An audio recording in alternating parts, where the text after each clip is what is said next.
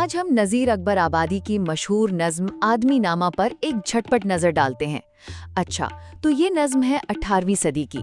इसकी खास बात यह है कि इसकी ज़ुबान बहुत सादा है, लेकिन बात बहुत गहरी है। नज़ीर ने ज़िंदगी का सारा फ़लसफ़ा एकदम आम ज़ुबान में समझा दिया है कि इंसान ही है जिसके अंदर अच्छाई भी है और बुराई भी। तो आखिर इस नज़्म में ऐसा क्या है? आइए इसकी दो बड़ी बातें समझते हैं। तो पहली बात यह है कि इंसान के अंदर हर तरह का रंग बसता है। वही बादशाह है और वही फ़कीर। कोई मस्जिद बना रहा है तो कोई वहीं से जूतियां चुरा रहा है। मतलब नेकी हो, बदी हो, इज्जत हो या जिल्लत, ये सब एक ही आदमी के मुख्तलिफ रूप हैं। दूसरी बात, ये नज़्म हमें जिंदगी के उतार चढ़ाव की एक ज़बरदस्त याद दहानी कराती है।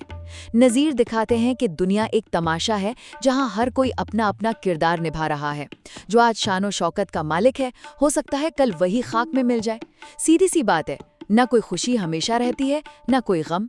तो खुलासा ये है कि आदमी नामा हमें सिखाती है कि इंसानी फितरत कितनी ही मुतज़ाद रंगों से बनी है और दुनिया की हर शय आर्जी है।